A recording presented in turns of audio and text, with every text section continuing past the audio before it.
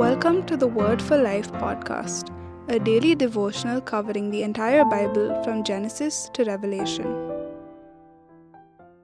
In Leviticus 18, God gives prohibitions on dishonorable, wicked, defiling, perverted, and detestable actions.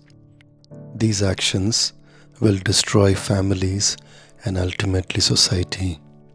In the opening verses of this chapter, God first tells Israel that He is the Lord their God. By this, He reminds them how He was the one who separated them from Egypt and other nations and also had made a covenant with them. Now, Israel must not do as they do in Egypt, where they used to live, or they must not do as they do in the land of Canaan, where God is bringing them. As verse 3 says, do not follow their practices. You see, Egypt was a pagan nation. They worshipped some 80 different gods, and many of their practices were morally wrong. In the name of religion, they mistreated and dishonored their own women and children and used them as objects. Israel was to live a different life. Israel must treat humans with respect and not use people as objects to satisfy their uncontrolled lust. Israel has to set boundaries in marriage. Chapter 18 sets those boundaries. You see, lack of control leads to chaos and will damage others. Like a river that needs banks to keep its course and prevent flooding, strong boundaries in how humans treat one another is necessary. Also, marriage creates close blood relationships. A man marries into his wife's family, and all his wife's family become his relatives because of that marriage.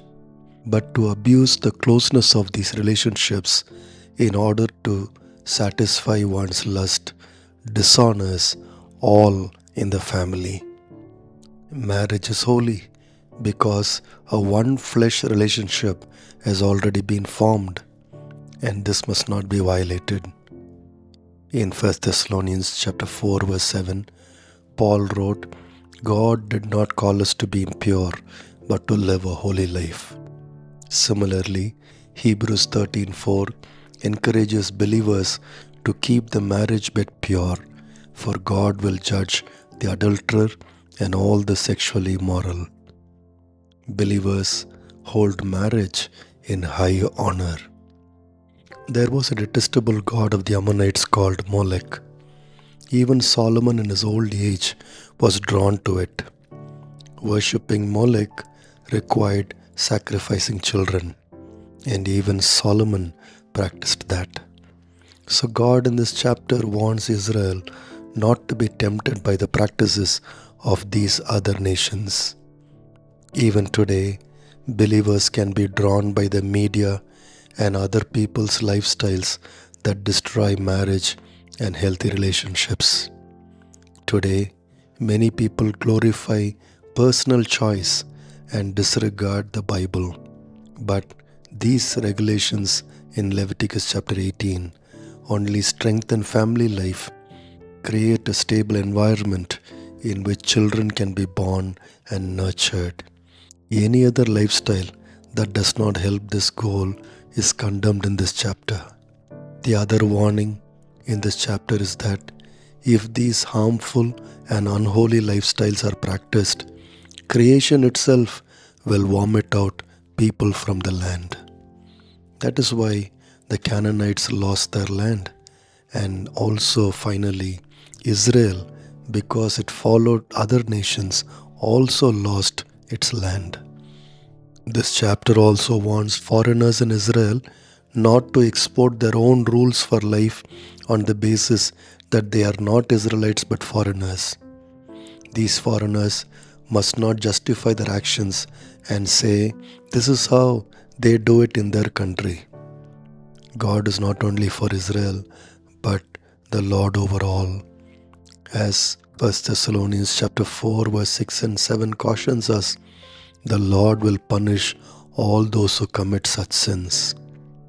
Friends, believers learn to control their bodies, respect women as persons made in the image of God. Believers do not treat men and women as objects.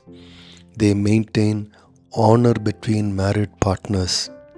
Believers value healthy relationships, protect children, and even care for the land.